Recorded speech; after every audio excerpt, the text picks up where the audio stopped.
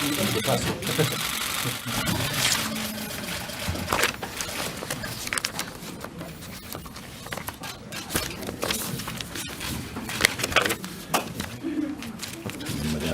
have you got the description of the payment there? So I'll come in without it. Thank you. Well, thank you, everyone. I'm joined by the Treasurer and the Minister for Emergency Management to make some announcements regarding support for locations defined as a Commonwealth hotspot that are impacted by state public health order decisions that extend for more than 7 days. We don't have to fear this virus. We haven't got where we are till now by fearing this virus. The success Australia has had compared to so many other countries around the world, both from a health perspective and from an economic perspective, has been achieved because we've worked together. The Australians have been resilient.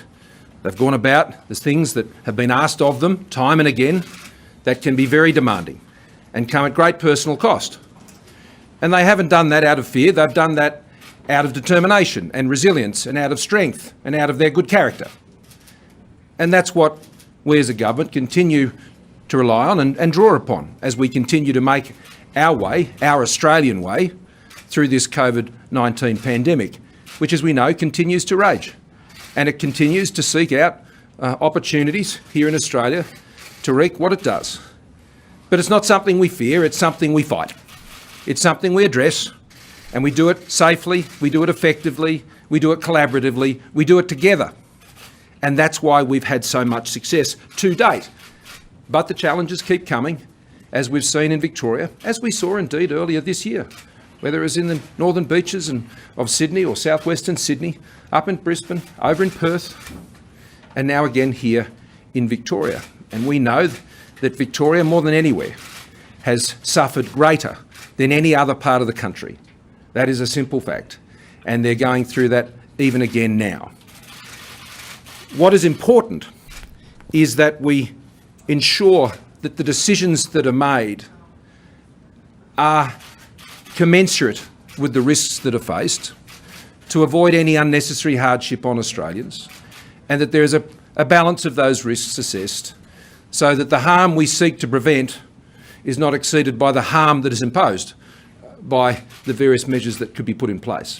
And that's a decision that governments honestly have to make. And we respect those decisions. Each of us, Commonwealth, state governments, territory governments, all got to make those calls. Got to do it on the basis of the best possible advice and the judgment of those who are making them. Commonwealth does not seek to intervene in those decisions that are those of the states. But as we've demonstrated over the course of this pandemic, we have stood strongly with the Australian people to support them through this. JobKeeper, JobSeeker, COVID supplement, cash flow bonus, all of these things has played such a huge role in Australia getting to where we are now, that our economy is bigger today than it was before the pandemic. There are more people employed today than there were before the pandemic. So we've always understood the role of the Commonwealth. And what we are proposing to do in this situation, in fact what will be done in this situation, is we will be putting in place a national framework for circumstances where there are lockdowns imposed by state public health orders in areas that are defined as a Commonwealth hotspot by the Chief Medical Officer. Those arrangements will provide support for periods of time where the lockdown has been greater than 7 days. So the first 7 days, they are matters entirely for state and territory governments as they wish to provide support. If a lockdown as a result of a state public health order continues in an area that is also defined by the Chief Medical Officer of the Commonwealth, then we will be providing support for payments for those affected in those affected areas. Now, that could be a particular suburb defined by postcodes. It could be an entire metropolitan area, as is indeed the case in the Melbourne metropolitan area right now. Or even more broadly, if the Chief Medical Officer was of the view that a hotspot encompassed an entire state jurisdiction. So the Commonwealth's decision to provide that support will be based on the medical advice received by the Chief Medical Officer of the Commonwealth. which is only reasonable, given that the Commonwealth has no part in the decisions made by state governments when they're coming to their view as to how they might impose their restrictions. Now, clearly, the Chief Medical Officer works closely with the Chief Health Officer of every state and territory jurisdiction and is in a position to fully understand the basis of decisions made at a state and territory level, and that can assist inform their decision. And it is indeed the case that the Greater Metropolitan Area is a Commonwealth hotspot and is expected to be so over the next 7 days for the extended period that has been announced by the Victorian Premier. So what we'll be putting in place is what we are calling the Temporary COVID Disaster Payment. The Temporary COVID Disaster Payment is made on a week-by-week basis. It is using the Disaster Recovery Payment Framework, which I'll ask the Minister for Emergency Management to go into more detail on. That will be a payment of $500 for those who would ordinarily work more than 20 hours in a week, and $325 for those who would work less than 20 hours a week. It will be available to a person who is an Australian resident or a holder of a visa class permitted to work in Australia. The person is at least 17 years old. The period occurs from the date of activation for an area which has been locked down for more than 7 days. I should stress this is a similar arrangement that exists in New Zealand, where their payments for this type of support kick in after 7 days, not before. The person resides or works in the area defined as a Commonwealth determined hotspot. The person was immediately prior to the state health order and Commonwealth determined hotspot engaged in paid employment and is unable to attend work and therefore unable to earn an income as a result of state health restrictions. Now, you'll be aware that we already have a pandemic leave payment for people who are required to isolate for a 14-day period. And that could be because they are close contact testing or any number of other reasons that are determined by the state government. The person self-declares that they would normally have worked in the relevant period. The person self-declares a loss of income for the relevant period. The person will not be required to use annual leave, but must have sufficient, and must have insufficient other appropriate leave entitlements, including special pandemic sick leave, and have exhausted those entitlements. So you don't have to get into your annual leave, but if your employer is already providing you leave for these types of purposes, then it's reasonable that people would use those in these circumstances. The person self-declares that they have liquid assets of less than $10,000. Remember, we're talking about someone getting through the next week who would ordinarily be in an economic situation where every dollar counts. Where those have independent means of supporting themselves for a week, then I think they would agree that reaching out for Commonwealth taxpayer funded assistance is not something they would consider reasonable for such a short period of time. The person must not be receiving an income support payment or pandemic payment. So if you're already receiving support through the social security system, if you're on JobSeeker, remember where we've relaxed the rules around JobSeeker, well, you're getting your support through that channel. If you're already getting support through this channel is not available to you. And the person must accept and acknowledge that they meet the above criteria with the possibility of retrospective compliance activity, as you'd expect, as we apply in all of these circumstances. Now, the financial arrangements for this, I discussed with the acting Premier last night, and the Treasurer has discussed with the Treasurer in Victoria. Victorians just want to know that they're getting help next week.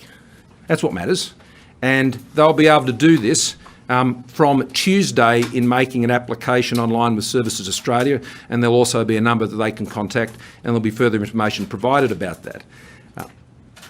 They want to know they will get that support, and if you meet that criteria, you will get that support next week, and you'll get that payment next week. It'll be provided into your bank account, as all of these payments ordinarily are. Who's paying for it and how that's being worked out? Well, there are two options, and I'll be discussing these with National Cabinet tomorrow. Costs should be shared.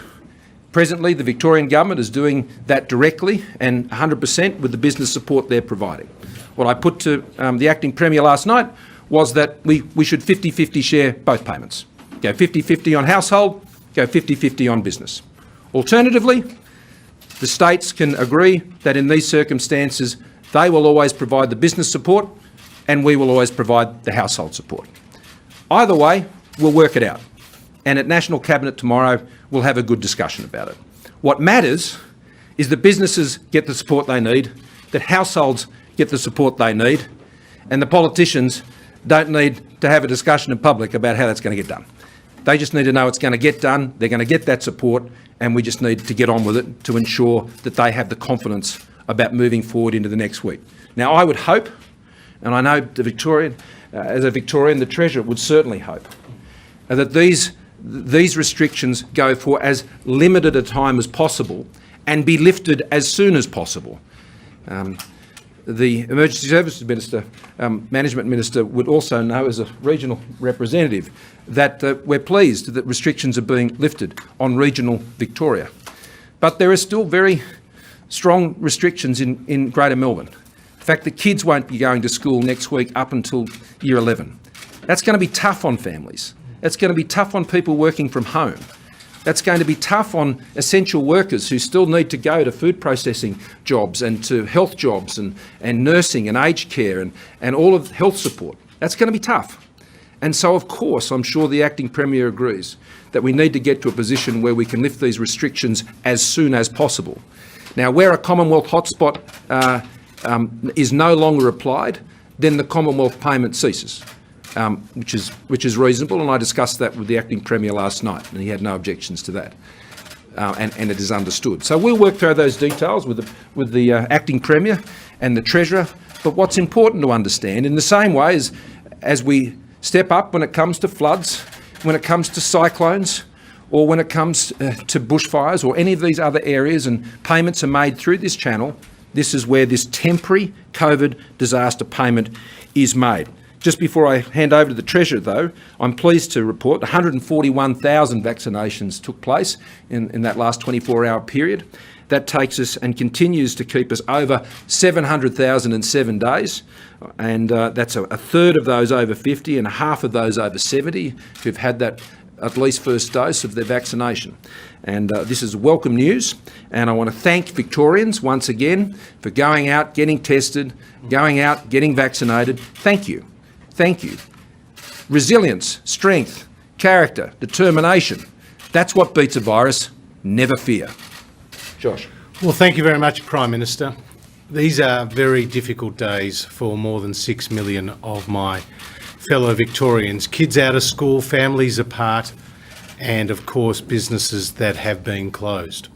It's a painful reminder that the pandemic has not ended, but neither has the support from the Morrison government.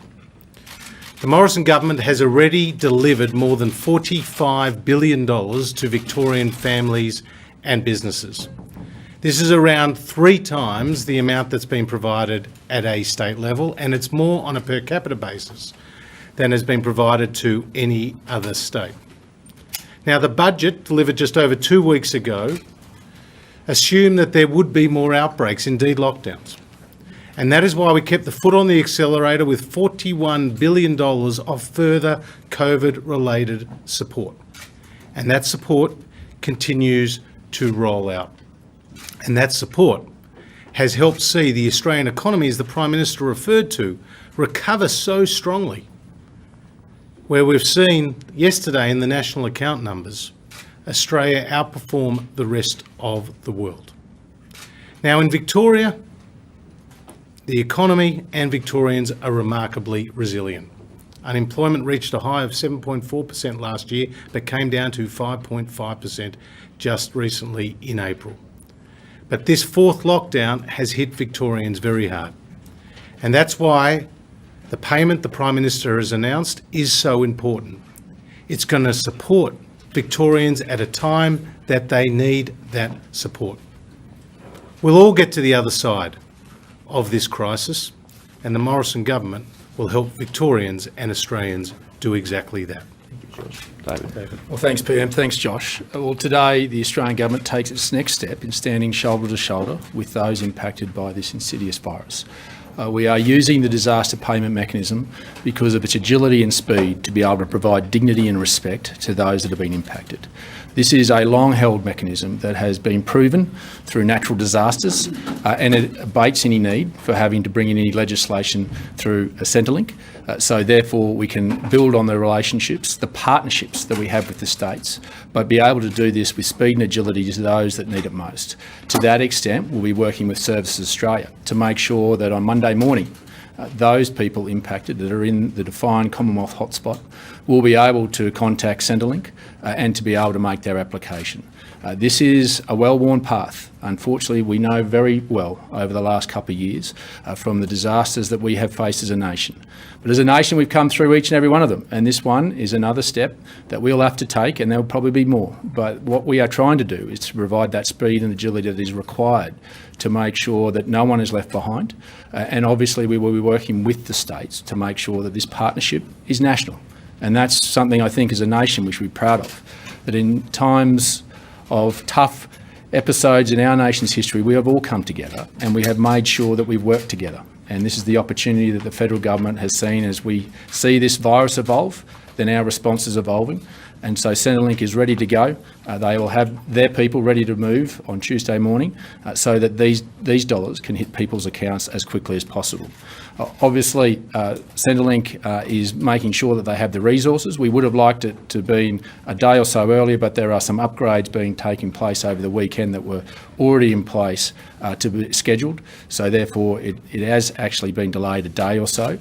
But people can be rest assured that the money will be in their account as it was during fires, floods, cyclones and bushfires. Could you please remind us what the Commonwealth hotspot definition is, and when you talk to the states about this proposal tomorrow, is it a take it or leave it from you, or you prefer to be more flexible, given that James Molino didn't sound too happy just a little while ago? Yeah, look, I'll refer you to the official definition of the Commonwealth hotspot definition, the number of cases on average over a number of days. I think it's 10 average per day over 3 days, off the top of my head. But on the other matter, look, this is, I think, a very sensible and fair proposal. I've already had the opportunity to discuss it with some other premiers who consider either approach is a reasonable way to do with this. It was our hope, I'm sure it was every Premier and Chief Minister's hope, that having lockdowns for a period of greater than 7 days is not something any of us would like to see. And as a result, being able to deal with a few days, as has been the case for those post the end of JobKeeper, where those other states and territories made no request of the Commonwealth. They dealt with those in Queensland, Western Australia. And in this case, I think this is a fair way of doing it, and it's using a very, I think, practical mechanism to get the job done. And whether we do it by sharing both costs of both payments, or we apportion each payment, one to the states, one to the Commonwealth, I think they're practical ways of doing it. I don't think they need to be issues of controversy or conflict. I think we can just sort it out. So to clarify, the statewide lockdown is obviously statewide, but at the moment your position is that the hotspot definition would kick in. So I presume that wouldn't include areas like Mildura, which the Treasurer has mentioned before as an area which is locked down but has no cases. So are we going to see differences of opinion between Canberra and states about whether an entire state would qualify for the emergency payment? But I mean, regional Victoria isn't being locked down post 7 days. Regional Victoria is not going into a second 7 days. Metropolitan Melbourne is. So at present there is an alignment in the defined areas between what the state is doing and what the Commonwealth is doing. But I see nothing wrong with there being the Commonwealth, where we are making payments. We have no part in the decision made by state governments, and they can choose to do, as they remind me regularly, what they like to do and when they like to do it and for how long they like to do it. But where it comes to federal taxpayers' money being put in place, then we'll be relying on the medical advice of the Chief Medical Officer. Rosie. Isn't the announcement today an admission that the federal government is at least partly responsible for the lockdown in Victoria? No, not at all. It's an admission that the Commonwealth responds to disasters. That's what it's a mission of. The Commonwealth responds to disasters, whether they're floods, whether they're fires, things that are beyond the control of individuals and they are suffering loss and they need help, it's an admission that the Commonwealth Government understands that and is prepared to do what is necessary to support those Australians who need our help. What's the best guess for how? You say that resilience, strength, determination and character are what's required to beat this virus, but isn't it the case that our only ticket out of this situation of persistent lockdowns is the vaccine? And given Merlino has said that the vaccine rollout is woefully slow, you had Alan Cheng saying they're running short of Pfizer vaccine, you have the rest of the world starting to travel between their countries because of their vaccination rate. What more is the government doing to expedite the vaccine rollout? Well, I'm pleased that when we brought National Cabinet together back in April, when we had weekly vaccination rates of around 320 to 330,000 a week, and we put in place a plan together to address those challenges, that has now seen that rise in the space of 1 month to over 700,000 a week. And that has been a very significant scaling up, and we've done that together with the states and territories. And I appreciate the work the states and territories have done. On not one occasion has the acting premier raised the issue of doses of vaccines with me. I've had several discussions. The only time it was raised was when we provided the additional 130,000, and he then assured me at that point that they had no further requirement or no further ask, and he hasn't made one since then. They get around 71,000 Pfizer a week, and they've got, as I understand it, on the most recent information that was released on Monday, there was some, I'm sure some of those have been used since Monday, but some 180,000 doses available right there in Victoria as we speak. But if there are issues that need to be addressed there, then we're happy to address them. As we said, 130,000 we made available immediately to support those requests. So we're working closely with the Victorian government. That's, I think, what Victorians want to see us do. There's 3 linked cases, Prime Minister, 3 linked cases today in Melbourne, like not many cases. Is your personal view that maybe they don't need to lock down for another 7 days, or is that the view of the Commonwealth CMO as well? The Commonwealth CMO has confirmed to me that that hotspot arrangement will be in place, he expects, for the next 7 days. Prime Minister, What's the best estimate on how many and how much it'll cost? Lani's got a question. Prime Minister, I know that you're going to discuss tomorrow at National Cabinet the attribution of costs, but do you have an estimation on how much these disaster payments will actually cost over the next 6 months if there are lockdowns? Oh, certainly not the latter, because we have no way of knowing what likely lockdowns might occur over that period. I hope there are none. That's my hope. I hope that we're able to move through any challenges that may present. I mean, that's often what occurs in New South Wales. There'll be some cases and they'll get on top of it fairly quickly, and a lockdown hasn't proved necessary. In other states, they've had different experiences. That's just a summary of an observation of history. It is our hope and expectation that that lockdowns would be unnecessary in many, many cases, and that they won't occur. The budget itself, though, as the Treasurer has confirmed on many occasions, expects that this will happen from time to time. In relation to this payment, no, we don't have an estimate of what this one might cost over the course of the next week. That's the same as when we are faced with any other disaster payment, isn't it, David? We don't ask that question when it comes to helping people who are in immediate need, and we don't do it in a cyclone, we don't do it in a fire, we don't do it in a flood. We make those disaster payments available, and we seek to do that as quickly as we possibly can. And that's the model we're using to provide this support on this occasion, because we think that best reflects the circumstances that Victorians have found themselves in through no fault of their own, and as a result they'll receive that support in the same way.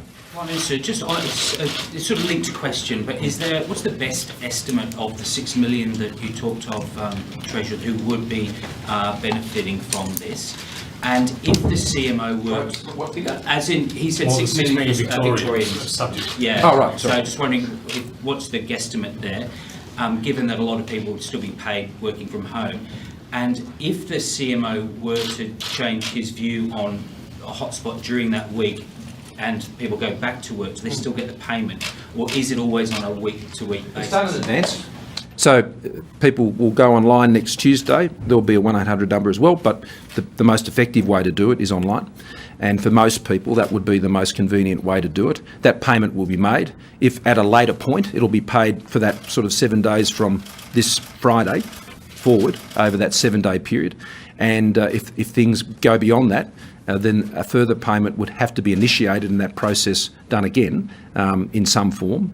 But it is not our expectation that those restrictions would be in place beyond that next 7-day period. I don't believe it is remotely the expectation of the Victorian government that should be in place, and the acting premier and I discussed that last night. That would not be something that they would welcome, not something that they would be hoping would occur, and I would share his view about that.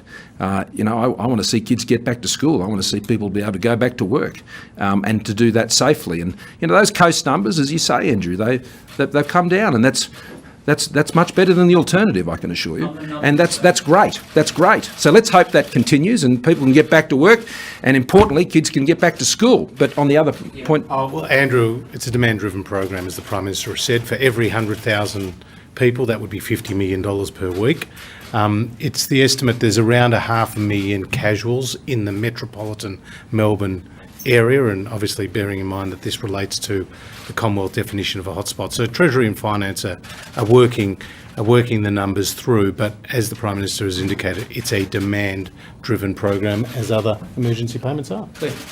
Picking up on what you said about available doses across the states, there's been a huge spike in people taking up the vaccine in Victoria, but that hasn't really been reflected in other states. There is that availability. Are you concerned that a motivator like a lockdown seems to be the only thing driving people en masse to these vaccine sites? Is it time for something else the government can do to get people to access what is already available in other states before they get to a lockdown? Well, we will continue to promote it, as we'll continue to work with GPs around the country. We'll continue to work with state and territory governments, and we will continue to urge all Australians who are eligible for receiving their vaccine at this time to go forward and do so. There are many points of access where they can do that, and we would be strongly encouraging them to do that, and we certainly hope that they take that up. I would say, though, Claire, that even prior to this, we had already seen the weekly vaccination numbers rising very steadily, and that was in response to a series of decisions we took about bringing forward over 50s.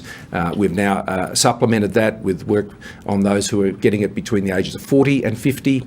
There has been the opening of those additional sites. In fact, the Victorian government, I was only commending them when I was down there, when they were opening a further one. That was being opened and was supporting the increase in that rollout. I mean, the rollout, of course, it was always going to go out over the course of this year, and it will continue to hasten as the year progresses, and particularly as those Pfizer doses start rolling in much greater numbers in the second half of this year. Mark. The liquid assets test, Prime Minister, will that apply just to individuals' assets, or will that be household assets? Would it be the family? Individual, which is the case for Social Security. Just on some of the health advice we're getting, should Dr Cheng be surprised that there is a limitation on the amount of Pfizer that's available, given he was so responsible for the fact that AstraZeneca couldn't be handed out to under 50s? And would you catch a football that was kicked into a crowd by a Victorian? Well, I'd attempt to. Josh would be a better start on catching it, I suspect, because he plays that code, and played it not badly, I understand. But yes, I certainly would, and I'd be happy to handball it back too. But on the other matter, I can't speak to his state of surprise or otherwise. Prime Minister, Michelle. when are you going to bring the chemists in? Because for many people, the chemists are a much more an easier access point than a doctor. And secondly, are you satisfied now that the rollout arrangements for aged care are adequate? Well, on the first matter, it was in the second half of the year that I'm advised that we had been preparing to include pharmacists in that arrangement, and that is still our understanding. And we will continue to monitor those arrangements. But I think when we're able to bring in that next tier of points of access, that will be very useful. That is not part of the rollout at this point, but it was always envisaged to be part of the rollout at a later point. We have over 4,000 GPs that are doing this. We've got max vaccination centres that are there. So there's plenty of points of access for vaccination. With aged care, now you're looking at residential aged care facilities? Yeah, residential. Residential aged care facilities. Well, in the case of Victoria, every single one of them that are the Commonwealth's responsibilities have been provided those first dose opportunities. Sorry? Oh, that's why I was asking. We talk about workers or the residents. With the residents, at the meeting of National Cabinet some 6 weeks ago, this was discussed. And that's why we created the additional points of access for workers such as aged care workers, which most states and territories have been doing since that time, and I welcome the fact that Queensland's now doing that as well, and that greatly assists. The issue often comes up about whether aged care workers should be mandated to take the vaccine, as in many states, not Victoria, I understand, on the flu vaccine, where it's not mandated either, whether that should be the case. That has been put to the medical expert panel on another occasion most recently, and my understanding is their advice does not support that recommendation, and that is something that I think Premiers, Chief Ministers and I will need to consider when we meet together on Friday. We've always listened carefully to that medical advice. I know that in Western Australia, Lonnie will know this, that Premier McGowan, when there were challenges in getting quarantine workers vaccinated, and that had occurred in other states, he introduced a public health order there quite swiftly to ensure that that could be done. Premiers can introduce public health orders any day of the week to do that, and they would be relying on the advice of their Chief Health Officer to do that. They could do that unilaterally, independently, if they so wished. They don't have to rely or wait on any decision of the National Cabinet, though it has been our discussion as a National Cabinet that wherever possible you would try and make things of that nature as nationally consistent as possible. So the challenge with the aged care workers is the same for many important workers in the community, and we need to continue to encourage those. But the most important is the ring of protection that is provided around the aged care residents themselves. They have always been our top priority. That's why they have always been part of a program that was involved in in-reach services to ensure that we're able to get through those as our first priority, and that has by and large been achieved, and particularly in Victoria. There will always be difficult cases towards the end of any program of this size, and there are any number of reasons why on occasion a centre may not have had their first dose offered on a particular day. That can range from everything from flu vaccines to gastro situations that we've had in particular facilities. That's very specific, it's very granular, and you just work those issues. But to conclude, we're just going to keep working the problem. We're going to keep focused on supporting Victorians and Australians in a nationally consistent way. We don't have to fear this virus, we've just got to keep beating it. And we have been beating it, we will keep beating it, and Australians will keep beating it when their governments continue to work together, as the Commonwealth is, with state and territories all around the country, and focusing on what Australians need, whether they're businesses who are trying to keep their employees in work, whether it's employees who are trying to keep in jobs, families ensuring they can support their families and get their kids to school, and people supporting elderly residents, elderly parents or others in their family, or those with disabilities, remote Indigenous communities. Royal Flying Doctor Service out there, some 80,000 Australians being benefited by the work that they're doing. Just going to keep working the issue, working together, working collaboratively. We're going to keep Australians safe, save lives and save livelihoods. Thank you.